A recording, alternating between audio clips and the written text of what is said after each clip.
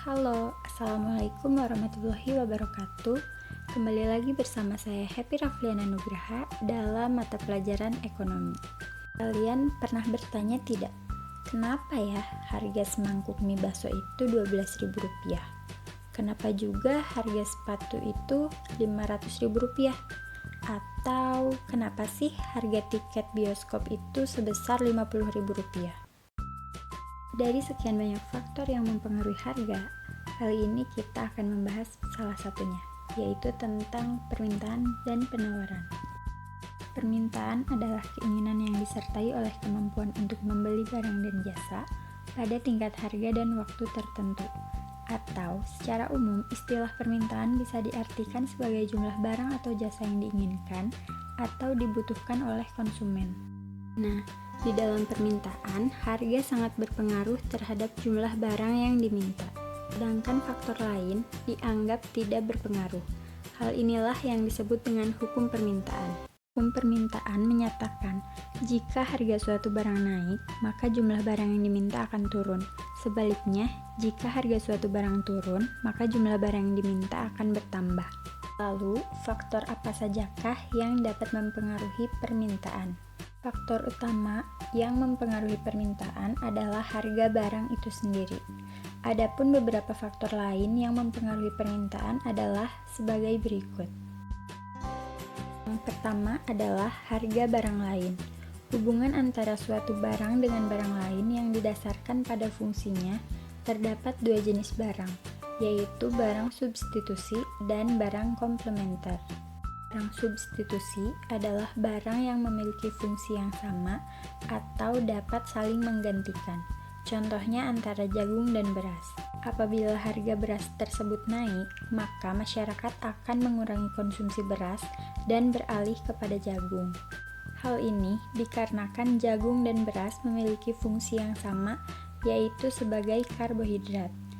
Sehingga apabila harga beras naik, maka permintaan terhadap jagung akan meningkat. Kemudian ada barang komplementer. Barang komplementer berfungsi untuk saling melengkapi. Contohnya adalah kopi dan gula. Apabila harga gula naik, maka seseorang akan mengurangi konsumsi kopi karena harga gula naik. Sehingga apabila harga gula naik, maka permintaan terhadap kopi akan menurun. Kemudian yang kedua yaitu jumlah pendapatan yang meningkat. Ketika pendapatan meningkat atau saat masyarakat gajian, maka uang yang mereka miliki semakin banyak, sehingga konsumen cenderung meningkatkan konsumsi mereka terhadap berbagai barang dan jasa, begitupun sebaliknya. Akan tetapi, ada barang dan jasa tertentu yang permintaannya justru menurun. Contohnya, ketika pendapatan meningkat, keluarga Pak Badu mungkin akan mengurangi konsumsi tempe dan akan lebih banyak mengonsumsi daging. Barang yang permintaannya menurun ketika pendapatannya meningkat dinamakan barang inferior, sedangkan barang yang permintaannya meningkat disebut barang normal. Kemudian ada jumlah dan karakteristik penduduk. Jumlah konsumen akan mempengaruhi kuantitas total barang dan jasa yang akan dikonsumsi. Oleh karena itu, semakin besar jumlah penduduk, semakin besar pula permintaan terhadap barang dan jasa. Selain jumlahnya, struktur usia penduduk juga mempengaruhi pola permintaan barang dan jasa tertentu. Apabila jumlah balita di tahun ini meningkat, maka permintaan terhadap barang dan jasa yang dibutuhkan bayi akan meningkat pula, seperti dokter anak, perlengkapan bayi, dan lain-lain. Kemudian, urbanisasi atau perpindahan penduduk ke kota besar juga akan mempengaruhi permintaan terhadap barang dan jasa di kota-kota besar tersebut. Faktor berikutnya yaitu perubahan tradisi, mode, dan selera masyarakat. Selera yang berubah dapat mengakibatkan perubahan permintaan. Salah satu contohnya adalah perubahan selera makanan menjadi makanan cepat saji atau fast food. Saat ini, hampir semua kalangan menyukai makanan cepat saji seperti McD, KFC, Pizza Hut, dan lain-lain. Kemudian ada perkiraan dan harapan masyarakat juga dapat mempengaruhi permintaan. Contohnya, ketika awal-awal adanya pandemi ini, banyak sekali masyarakat yang berbondong-bondong belanja kebutuhan sehari-hari yang sangat meningkat, dikarenakan banyak masyarakat yang khawatir akan persediaan barang yang kurang dan tidak dapat keluar rumah. Selanjutnya ada periklanan.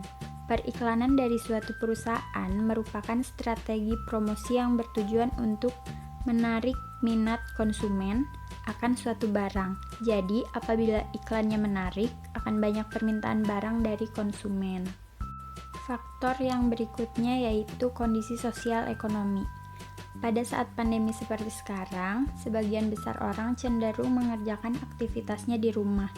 Nah, hal ini mengakibatkan permintaan terhadap bensin dan jasa angkutan umum lainnya menurun. Setelah kita membahas permintaan, sekarang kita berlanjut ke penawaran. Penawaran adalah kuantitas barang dan jasa yang tersedia dan dapat ditawarkan oleh produsen kepada konsumen pada setiap tingkat harga selama periode waktu tertentu. Pengertian ini berlaku dengan menganggap hal-hal lain selain harga tetap konstan. Kemudian ada hukum penawaran.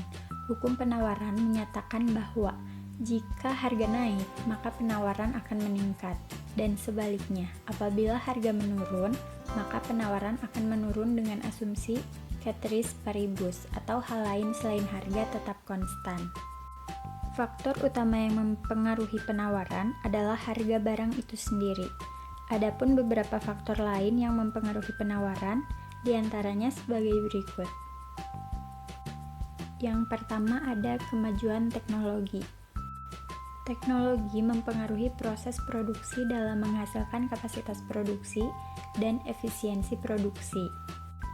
Sehingga, harga pokok barang dapat ditekan menjadi lebih murah. Hal ini tentunya akan mempengaruhi keyakinan memenangkan persaingan dan akhirnya penawaran akan semakin meningkat. Dengan kata lain, input yang dibutuhkan lebih sedikit atau biaya input yang dibutuhkan berkurang. Jika biaya produksi lebih rendah, produsen terdorong untuk meningkatkan output pun meningkat. Oleh karena itu, peningkatan teknologi produksi akan mendorong peningkatan penawaran.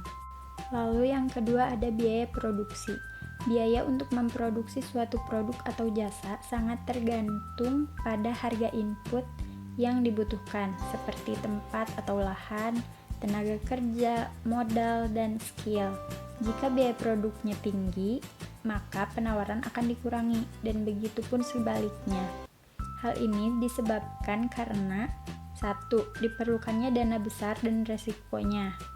Kemudian yang kedua, biaya produksi berdampak pada harga jualnya dan persaingan. Faktor yang selanjutnya yaitu peningkatan jumlah produsen. Jika penjualan suatu produk mendatangkan keuntungan, hal ini akan mendorong pemodal-pemodal baru memasuki usaha tersebut. Contohnya, jika pertanian jeruk dianggap menguntungkan, banyak pihak lain yang beralih profesi menjadi petani jeruk. Dengan bertambahnya produsen baru ini, maka penawaran jeruk akan bertambah. Kemudian ada peristiwa alam. Alam bagi kehidupan manusia tidak selalu memberikan keuntungan, tetapi bisa juga mendatangkan kerugian jika terjadi bencana alam seperti banjir atau musim kemarau yang berkepanjangan. Hasil panen padi berkurang drastis. Kejadian-kejadian seperti ini akan mengurangi penawaran barang. Faktor yang selanjutnya yaitu ekspektasi atau harapan produsen. Seperti halnya konsumen, produsen pun mempunyai harapan atau ekspektasi akan situasi masa depan. Jika produsen memperkirakan bahwa situasi perekonomian 1 tahun mendatang akan membaik, pada saat ini mereka memproduksi lebih banyak barang dan jasa untuk dijual. Sebaliknya, jika mereka memperkirakan bahwa situasi perekonomian akan memburuk di masa mendatang, mereka cenderung tidak memproduksi lagi. Lalu faktor yang terakhir yaitu harga barang dan jasa lain. Jika penawaran suatu barang meningkat, penawaran barang pelengkapnya juga meningkat. Contohnya, apabila harga komputer meningkat, maka penawaran komputer pun akan meningkat.